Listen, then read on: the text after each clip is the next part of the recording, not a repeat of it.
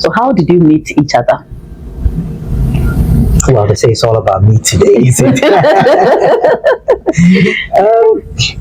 Well, when I moved from Ghana, when I came into this country, there's this pastor that he wasn't a pastor then, he was a family friend. And then when I came to the UK, he was pastoring a church, which my late brother's wife was fellowshipping there. So when I came to live with my sister-in-law anyway. So what I did was that I went to the church, and I was there for 4 years.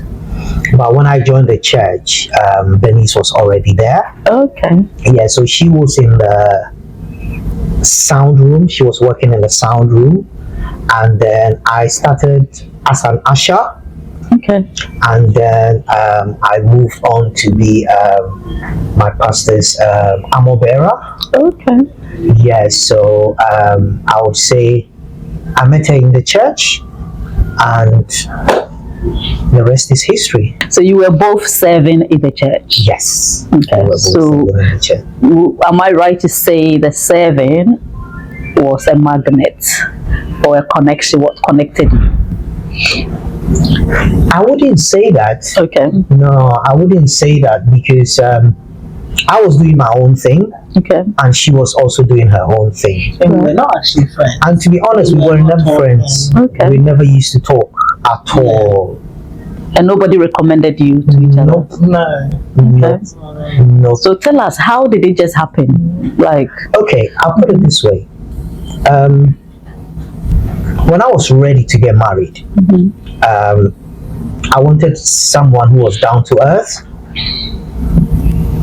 I took my time, because knowing my background, I didn't want to go into marriage and come out. okay, So I'm like, if I'm going into marriage, Yeah. I really want to stay. right. I'm going to I'm make the so right sorry. decision. Does it mean that your background, they were divorces? No, not divorces. Okay. I'm looking at my lifestyle. Okay, So when I say my lifestyle, being like, oh, maybe I've had a girlfriend or I've had girlfriends.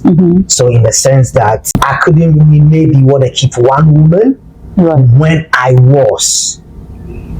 I don't know if you're for. I don't. When you were single, When I was single. you had different girlfriends Exactly. at the same time? At the same time. Okay, Right. So it was making the right decision, okay. because I Make wanted sure- just one woman, Yes. and I wanted to stay with that woman for the rest of my life. Okay. Right. I get it. Yeah. I hope you're following me. Yeah. So it was more like, I'm just gonna take my time Okay. and make the right choice, Okay. because I've heard stories. I didn't want to be part of the statistics, Okay. so I took my time. Right. So I was in the church for nearly 3 years. I didn't date anyone. I was still looking. I was Okay. taking my time. I was Right. praying about it. Okay. And just as you said, there was something about her, although we never connected, and I would hardly speak to her. The only time sometimes I think I would engage her in a conversation would be when maybe sound check. But I don't remember ever standing with her or meeting her in a corridor and having a conversation with her. No, that didn't happen. Wow. But there was another lady who I was more fond of. I was thinking of her as well. Not thinking as if, like I go to bed thinking of her. Right. But for some reason I had her in mind. Okay. And I'm thinking, I don't like this girl. But when I look at her, there is something about her that always appeals to me. Interesting. Yes. So, you know So what? you can be in a position whereby you don't like somebody, Yeah. but they can be appealing to you. Yes. Hey, that's deep. Yes. I don't know, but that is how I felt. Okay. That is how I felt. Like I said, you would never see me talk. I would never talk to. I would see her, look at her, and then just walk away, or maybe hi. It's even difficult to say hi to her. Right. But that is how it happened. So when I was torn between these two women, I'm like, God, I just need one woman, because I can't marry both women. So So I decided to go on a 3-day fast. Okay. This is what I want you to do for me, God. The woman that you want me to marry, Yeah. after the 3 days of fasting, let that woman's name stick in my head. Wow. The one you don't want me to marry, after the 3rd day, I don't want to hear her at all. Wow. And God being so good and answering prayer, after the 3rd day, it was Bernice. Bernice everywhere. Bernice. You wake up, Bernice. Oh my God. And then the way I used to feel about her Changed. intensified. Okay. Intensified in the sense that I was seeing more of her, and then my mind, my perception, everything about her changed. Interesting. For the good. Wow. So that's already a learning for most of our singles right now who are trusting God for marriage. When you come, if you come to that place, or when, because many people will come to that place where you are meeting 3 girls or 2 girls or 3 men at the same time who are interested in you, or you are interested in them, and you are in that state of confusion. What he said was he went on a 3 days fast. So don't just make the decision by saying, "Oh, let me see which one has big bum bum, or which one when they walk is very ladylike." No, those are all physical things that can get you into the wrong hands. But if you go to God in prayer and fasting, then you are confident that you are not just making a decision out of your fleshly desires, but you are trusting the Holy Spirit to help you, and He will not let you down. So thank you for sharing that and for doing that, because you didn't just do it for you, but now sharing your story is going to help all our singles. If I didn't pray about it, I would have been married to the other girl, because she was my favorite. I see. And you know that lady? We're actually friends. Now. Yeah. We're actually good friends. Very good friends. Yeah, we are actually good friends. Does she know that your husband was interested? I don't. She had a feeling, but is she married now? No, she's not. No, she's not. We're actually we're very good friends. Very good friends. Wow. Yeah, we're very, very good friends. And I pray that God will bring her Adam. Yeah, definitely. In Jesus' name. Definitely. Maybe the next time we catch up again, we'll be saying that, "Oh, you know that my secret admirer, she's married now." Yes. So we release the grace of God for that. Yeah. For her in Jesus' name. When it came to the time of approaching her to ask for, "Would you marry me?" How easy or difficult was it? It was easy. Okay. Because one, I had a confidence in God. Okay. That He has helped me to make the right decision, and I had a confidence in myself as well. So I didn't beat about the bush. Okay.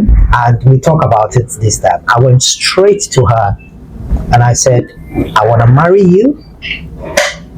I don't want no boyfriend, girlfriend, pally relationship. This is what I want. I'm ready to settle down, and you are the one that I want to marry." Wow. So think about it. I'll give you 2 weeks. Really? Yes. I'll give you 2 weeks. To decide. Come back to me.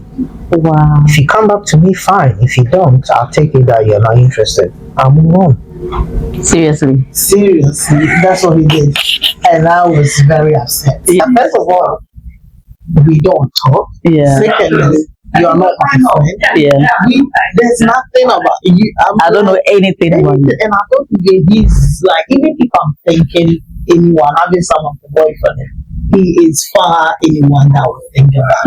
And we don't even talk. Yeah. So how dare you give me 2 weeks? You give me 2 weeks.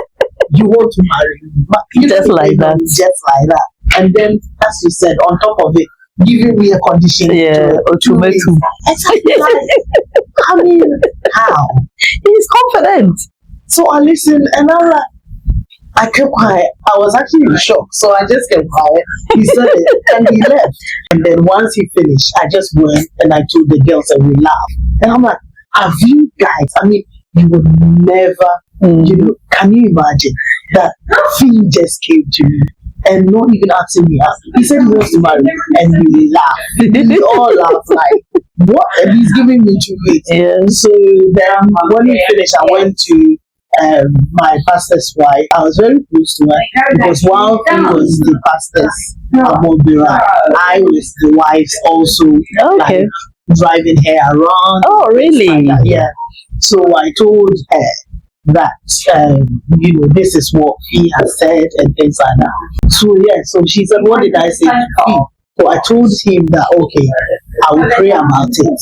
I was going to France to see my family, but I was not going to pray about it. I was just going to do this 2 weeks and then come back and say nothing. And so my pastor's wife told me, so what did you say? I said, I will pray about it, but I'm not going to pray about it because I'm not interested. Yeah. And she's like, you know what? At least you owe him that you said you pray about it, so just pray about it. And then because I didn't want to disrespect or disobey my pastor's wife, I said, okay, I'll do that. So before going to France, there's 1 week I also prayed and fasted. Before Christ, I had a list. Before Christ, that one was not realistic. After Christ, because when we met, then I became like committed Christian. So I was fully Christian. So that's why I called it after Christ, which means that I had a different list where a godly person, someone who listened to earthly people, so listen to the pastor. So maybe when you get married and things get tough, at least we have someone that we can go. So I had a different kind of list and what I look in, in a guy.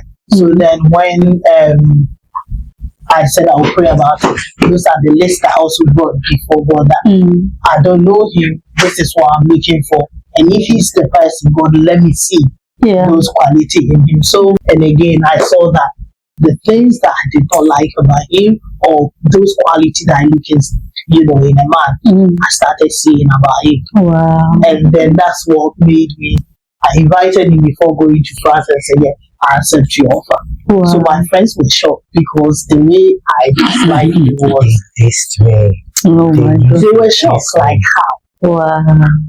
So if I didn't pray about it, like I said I was going to do that, Wow. So prayer is definitely key. Whether you are the one doing the approach or you are the one being approached, prayer is very key.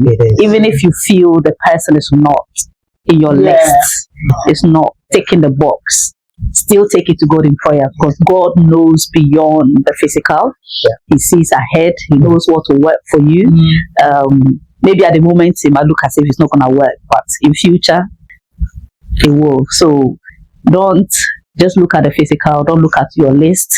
Go to God. Take that list to God. Let God cross out what he has to cross out. And most of them will be crossed out. Most of them will be crossed out. I guarantee you, most of them will be crossed out. But you might have maybe 10. By the time you leave the presence of God, you only have one. You only have one. And you'll be like, what? Or you may not even have anything on the list anymore. And everything will be what God wants you to have. And it's what God wants for you. That's what will work. That's what will work. So we have been inspired. I'm sure there's no single person here who will still be in that place where they are saying, I'm so confused. I don't know what to do. I don't like this guy. No. You know what to do. Go and pray.